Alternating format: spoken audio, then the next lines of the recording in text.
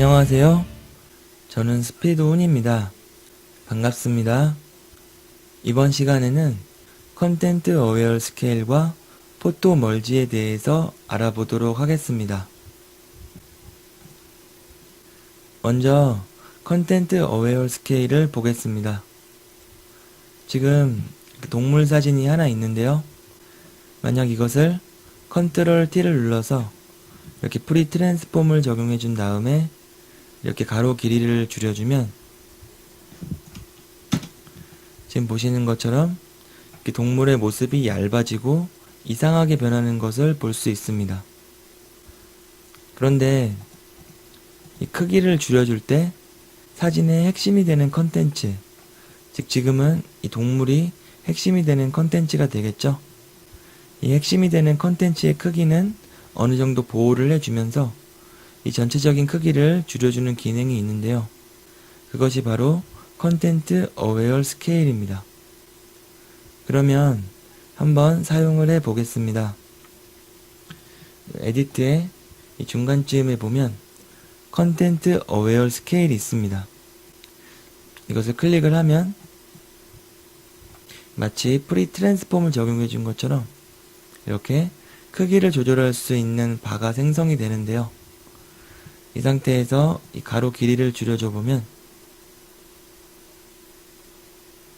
지금 보시는 것처럼 분명히 전체적인 가로의 길이는 줄어들었지만 이 동물의 크기는 거의 그대로 유지가 되고 있는 것을 볼 수 있습니다. 이것처럼 이 사진의 핵심이 되는 콘텐츠를 어느 정도 보호한 채로 이 전체적인 크기를 조절해 줄 수 있는 기능을 컨텐트 어웨어 스케일이라고 합니다. 한번 이 프리 트랜스폼으로 크기를 줄여준 것과 비교를 해 보겠습니다. 이 동물의 크기가 확연하게 차이가 나죠? 네. 그러면 다음으로 포토 멀지로 넘어가도록 하겠습니다.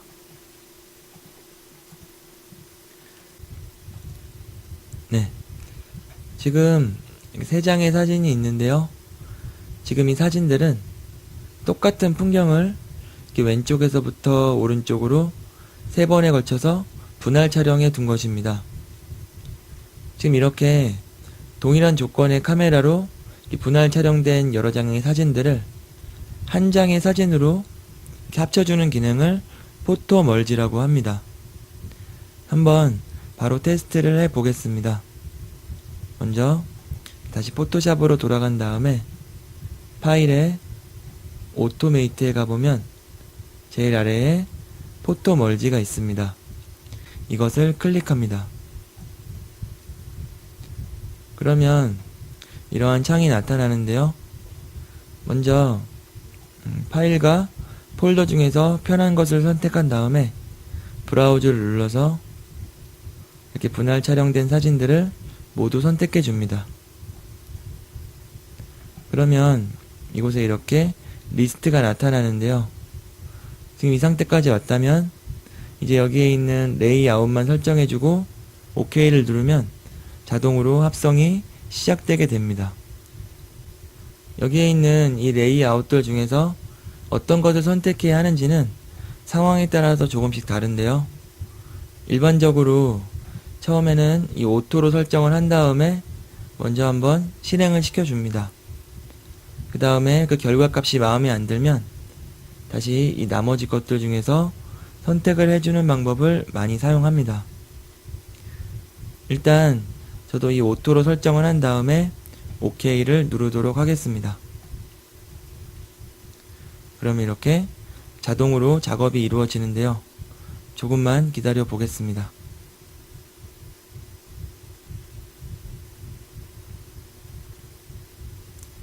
네, 이렇게 작업이 완료가 되었고 한 장의 사진으로 이렇게 합쳐진 것을 볼 수 있습니다.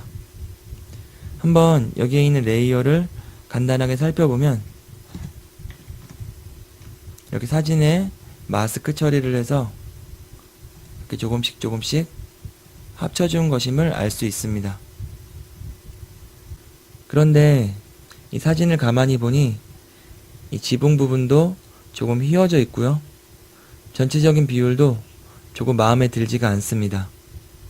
지금 이러한 경우라면 지금 이 사진은 그냥 없애주고요. 다시 처음부터 포토 멀지 작업을 해주는 것이 좋습니다. 먼저 이것을 닫고요. 다시 파일에 오토메이트에 가서 포토 멀지를 선택하겠습니다.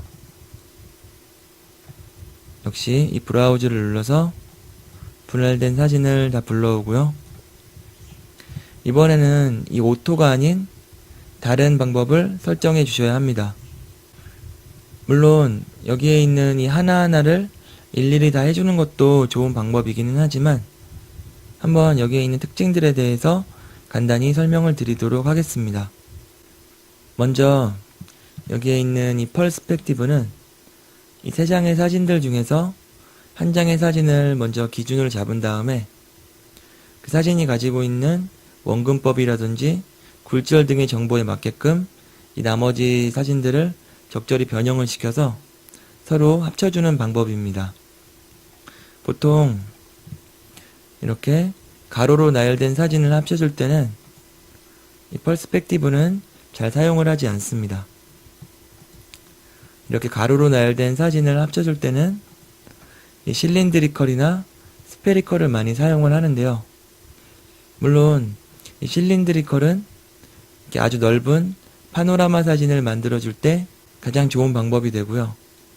스페리컬은 360도로 촬영한 사진을 합쳐줄 때 가장 좋은 방법이 되지만 이 두 가지 방법 모두 이렇게 가로로 나열된 사진을 합쳐줄 때 좋은 결과를 가져다 줍니다. 그리고 이 아래에 있는 콜라주는 오직 회전과 크기만 조절하여서 사진들을 서로 합쳐주는 방법이고요. 이 제일 아래에 있는 리포지션은 오직 이 사진의 위치만 변경을 해서 사진들을 서로 합쳐주는 방법입니다.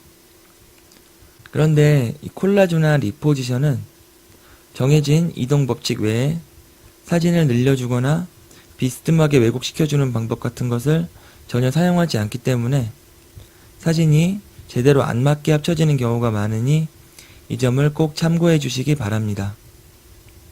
지금은 실린드리컬을 선택을 해주고요. 제일 아래에 있는 지오메트릭 디스토션 콜렉션도 체크를 해준 다음에 OK를 누르겠습니다. 그럼 이렇게 자동으로 처리가 되는데요. 조금 기다리도록 하겠습니다.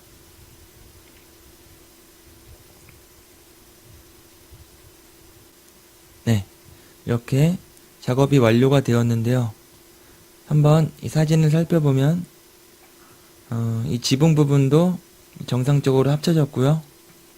이 전체적인 구도도 대략 맞는 것 같습니다. 이렇게 정상적으로 사진이 완성이 되었다면 이 크롭 툴을 이용해서 이렇게 필요한 부분만 남기고 나머지 부분들은 이렇게 잘라내 줍니다. 그러면 이렇게 하나의 완성된 사진이 되었는데요. 이것을 저장을 해서 사용을 하시면 됩니다. 만약 아까 포토 멀지에서 이 중에 어떠한 방법을 사용하더라도 사진이 제대로 합쳐지지 않는다면 그때는 어쩔 수 없이 그 제대로 합쳐지지 않은 부분은 따로 수작업을 통해서 합쳐주시면 됩니다. 네, 이번 시간에는 컨텐트 어웨어 스케일과 포토 멀지에 대해서 알아보았습니다. 간단하지만 상당히 유용한 기능들이니 잘 기억해 두시기 바랍니다. 그러면 이번 시간은 여기서 마치도록 하겠습니다. 지금까지 스피드 훈이었고요. 모두 수고 많으셨습니다. 감사합니다.